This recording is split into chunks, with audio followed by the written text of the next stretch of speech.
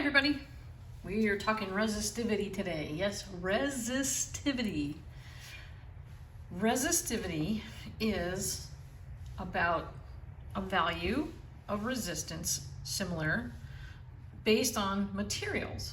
So again, resistance is the opposition to the flow of charge, but resistivity is a specific type of resistance for different metals, most materials. We're just going to deal with metals for right now.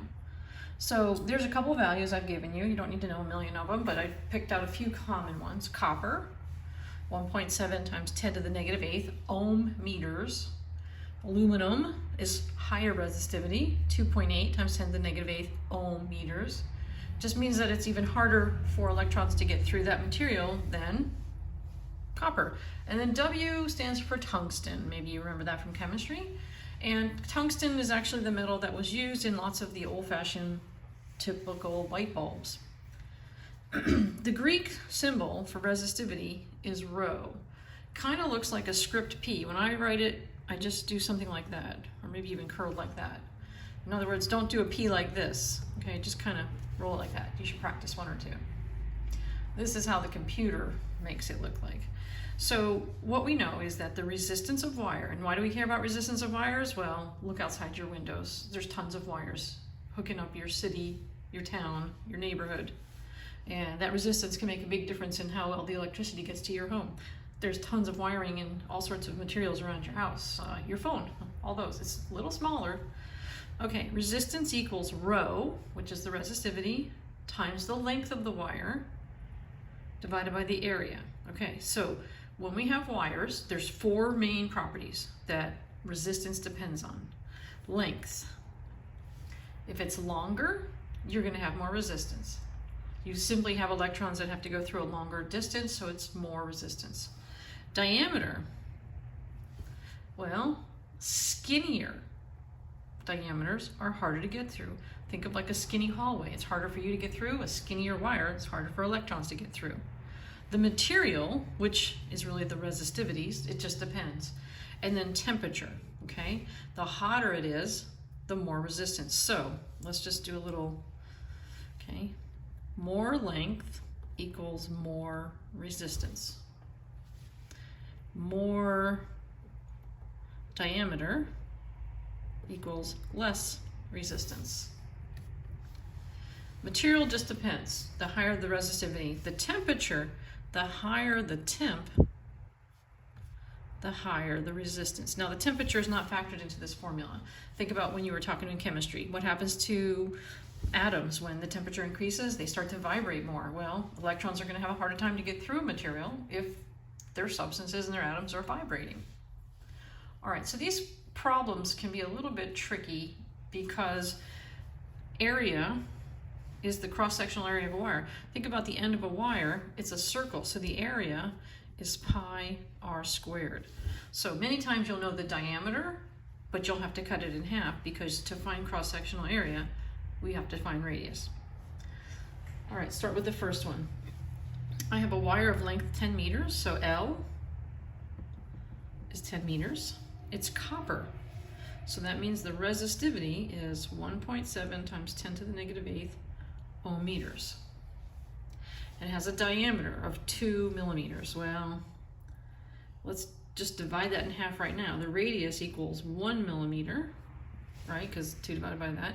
But you have to divide that by 1,000, and it's really 0.001 meters. You need to put everything in meters. So what's the resistance of the wire? So R equals rho, so 1.7 times 10 to the negative 8th times length, which is 10, over pi 0.001 squared. These tend to be a little challenging on the calculator, and maybe we just need to make sure that we have some parentheses. All right, so let me turn it on. Clear. 1.78 second EE, negative 8, right? There's the first one, times 10. That's the whole top, equals, okay? Divided by parentheses, pi, and then 0.001 squared, parentheses. And there we go. We're getting 0.05, we'll go with 7. It's not a lot of resistance, obviously, for a 10-meter skinny wire. Okay, so it equals 0.057 ohms. Yes, you could round it to 0.06. If you want to stick to my 2 decimal rule, that's fine. All right, so that's a pretty straightforward one. You have length, you have radius, well, you have the diameter.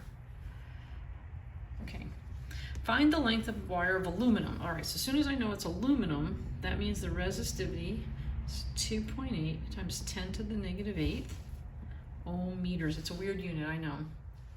It has a resistance of 2 ohms, and I already gave you the radius.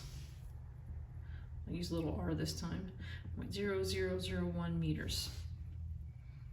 All right, so let's set this up.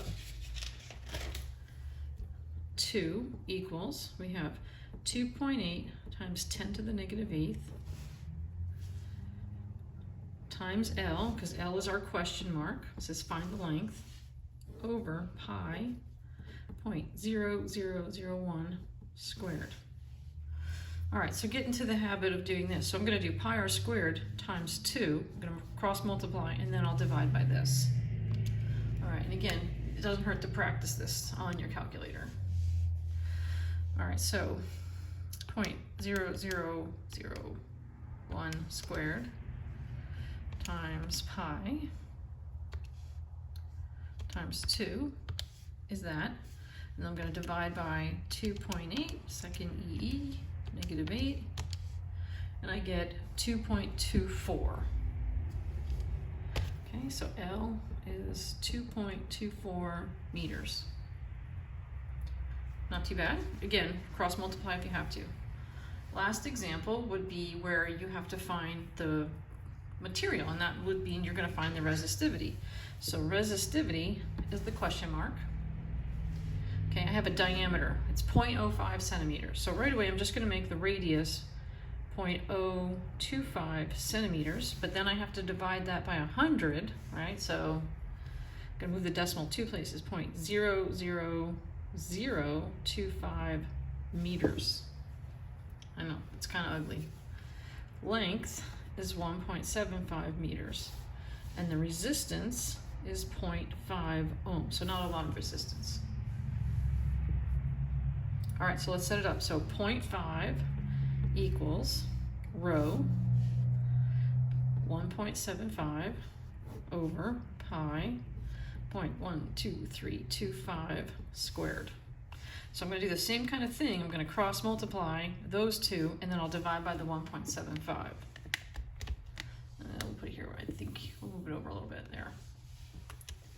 All right, so 0.00025 squared, oops, times pi times 0.5. That's everything cross multiplied, and divided by 1.75, I get 5.61 times 10 to the negative 8th. So rho is 5.61 times 10 to the negative 8th ohm meters.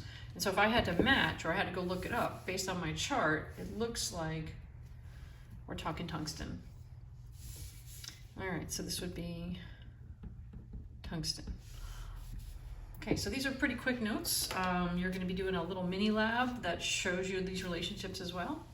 Let's go from there. Bye now.